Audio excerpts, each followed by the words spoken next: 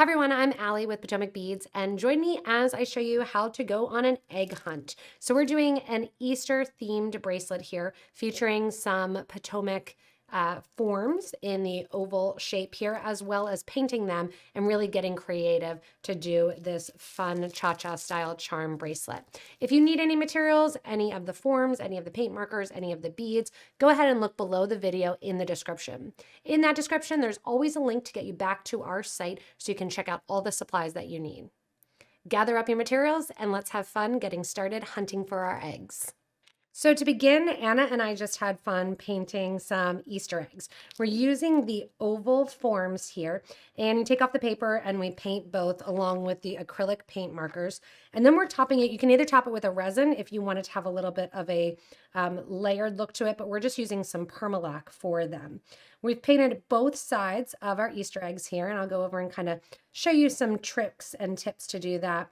And then we're going to put them on our fun chain bracelet, going and learning how to do some simple loops, some simple eye hook loops, and we're going to be using some Potomac picks and some crystals, jump rings, and head pins.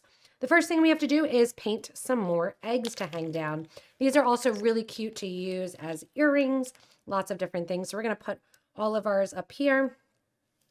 And then paintable surface is going to be both sides. So one side is going to be a little bit darker than the other.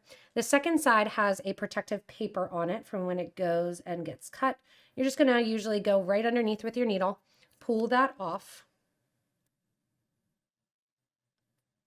and that gets that protective coating off. So you can see one side is a lot lighter, one side is a lot darker. These also look great just to hang as a natural wood base. You've seen a couple different designs where we've gone in and we've painted them. And there's certain colors in the markers that I actually really like for the base color. So I'm gonna take out my marker here in purple. And the first thing I'm gonna do is start a base or a bottom layer. And I'm actually gonna use the wider end here. And I'm going to hold the oval. You can see my paint on my hand here. I'm just going to paint that base. I'm going to work on one side and then let that dry, flip over and work on the other side. So I'll go bottom there, top here. And this is a great one to start off that base layer. Let those dry a little bit. And then we're going to pull out another color to use as a base layer. Another one that works really well as the base is going to be your green. The darker the colors, the better they are for the base layer. The lighter the colors, you're going to put those on top of the darker ones after they dry. What you want to make sure too is there will be color blending. They dry really quickly, that they get soaked up into the wood, but you do want to make sure that they are dry as you're using them. I'm going to do a third layer here, kind of this mossy color.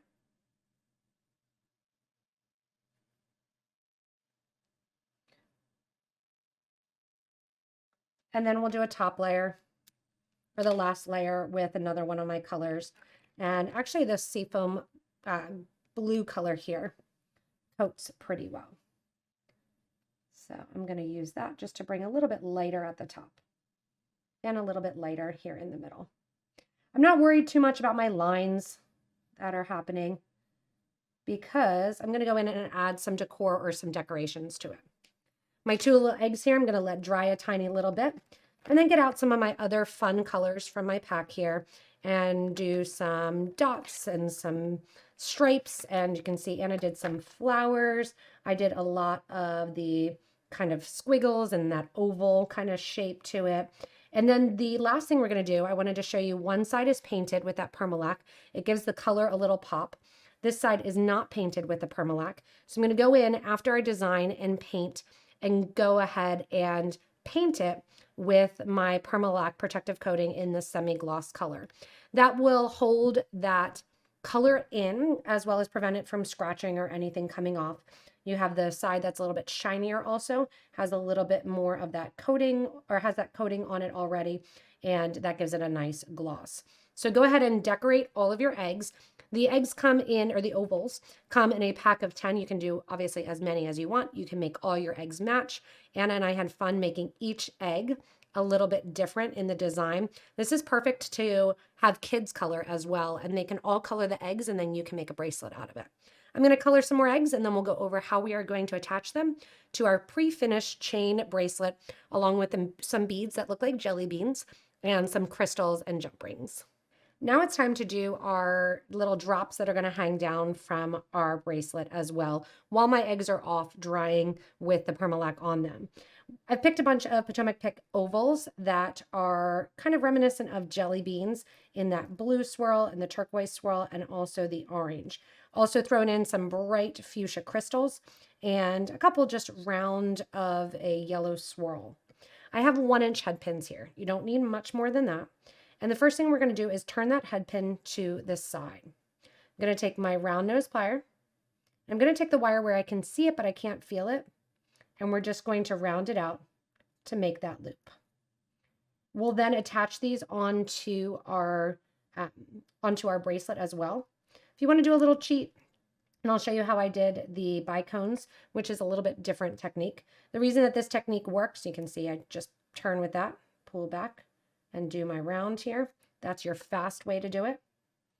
Pick up your next one.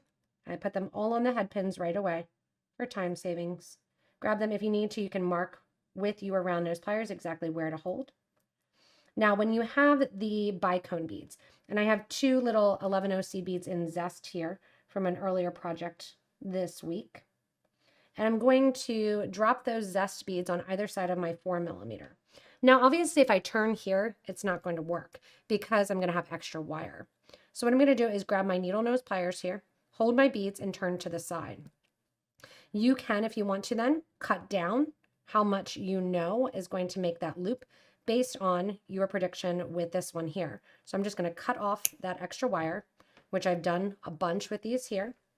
Again, grab where I can see, but I can't feel the wire, and simply roll the wire in to make your little eye pin.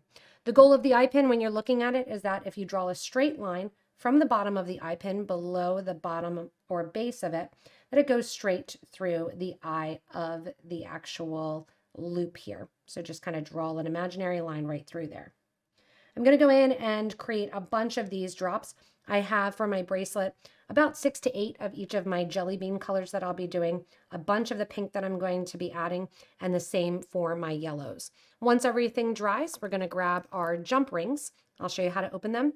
Attach our Easter eggs first, since those will be the main focus of the bracelet, and then we'll go in and start adding all of our drops. It's now time to add our jump rings to our eggs and attach them to the bracelet. I have 10 here. You don't need all 10. It's up to you. I'm going to open up this pre-finished chain bracelet, which is really, really nice. And I'm going to grab my jump rings. Now you need jump rings that are big enough to go through the laser forms. So as I pull these out here, I'm using 7 or 8mm are perfect for this. And as I dump out my rings here, we're going to go over the proper way to open and close the rings. So the rings, when you're opening them, it's great if you have a jump ring opener or you have 2 sets of pliers. When you open a ring, or you have a lot of hand strength here, what I want to do is pull to the side. So I'm going to hold here with my plier and I'm going to twist to the side rather than pulling the piece back. I need to twist far enough to be able to fit into my little oval there and then connect on my bracelet. Once I know exactly where I want them to be, and they're all different and all fun, so it kind of doesn't really matter the pattern that you're going on here. Just each side is completely different. They'll spin all around. I'm going to lay them around the bracelet and figure out exactly where I'm hanging them. So to hang them, you're just going to open up keep that jump ring open, go into your bracelet, pick your link. You can count if you want to be really exact about how many different links you are leaving and spacing in between it. Once you're through one of those links here and it's connected, grab your pliers again, hold one side, twist back. When you close jump rings, you want to go back further than you think it is going to pass, because what's going to happen is that natural tendency is it's going to spring back just the tiniest little bit. Once you have one egg on, continue adding on the rest of your little Easter eggs. And then we're going to do the same thing with our head pins here and all of our little beads to go in between. Once you have all of your little Easter eggs here from your egg hunt hanging on your bracelet, it's time to go in and to put in our drops and kind of dangles. I'm going to make sure that I get a pink bead between each one of my drops, and then I'm going to alternate between what else goes between those. So do I want blue between one, and then the pink, and then the next one's going to be orange, and then pink, and the next one's going to be yellow. So I want to spread out the color on the bracelet and just create a pattern, but making sure that I have 2 little drops or dangles to start between each one of my eggs.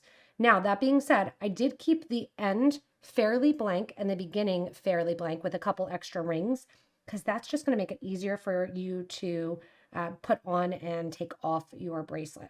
So go ahead in here, add a lot of that color to your Egg Hunt Charm Bracelet here, and you can see as I'm laying them out, that color is going to be a nice pop. You can even, if you want to, add some of them hanging down in front of the eggs as well. So just like we opened the jump rings, that's how we want to open up our eye pins that we've created. You want to get a little closer here. Open up that loop by turning to the side. Turning to the side then will allow us to slide it onto one of our chains. And then when we close it up, we keep that nice loop intact. Continuing on, I'm going to grab my first jelly bean. Same thing here. Turn to the side. Learning those techniques are great. Link on to my next chain that I want. Close it up. Next thing here, I'm going to grab one of my yellow. Open it up. Link it on to one of the chains. Close it up and continue to go. The nice thing is once you have all those head pins and all your eggs painted and everything, you're really just opening and closing the loops that you've made in the eye pin and assembling the bracelet very, very quickly. Once you're done attaching all of your crystals and your jelly beans and your rounds here, you can see how fun this little festive Easter egg bracelet is. I did add one little charm to the end of my chain here. That way when it hangs down, it looks like a little extender chain, kind of finishing it up, and you can hang it wherever it is. This is, again, really fun to do as almost a group project. Everybody paint an egg, give it as a gift, or even you can make it onto some longer chain or attach 2 bracelets together to make it a fun necklace as well. This was a really fun project to work with and make, and I hope you guys enjoy it just as much. Thanks so much for joining me in this fun Egg Hunt Charm Bracelet. It was really great to be able to take time and kind of slow down, paint all the forms into fun eggs, have them all together on the bracelet and create. I know when I go home, I'm immediately going to give the kids some of the forms as well, and we're going to recreate this fun craft with them. Remember, if you need any supplies, below the video in the description, there's a link there to get back to our website so you can gather up everything that you need to keep your creativity going. Remember as well, as if you haven't yet, hit that little subscribe button in the corner. I can't wait to see everybody's different eggs that you create in our Facebook group for beading and jewelry making. Post your fun photos there. As always, thanks so much for joining me, Potomac Beaders, and stay tuned for more inspirational designs.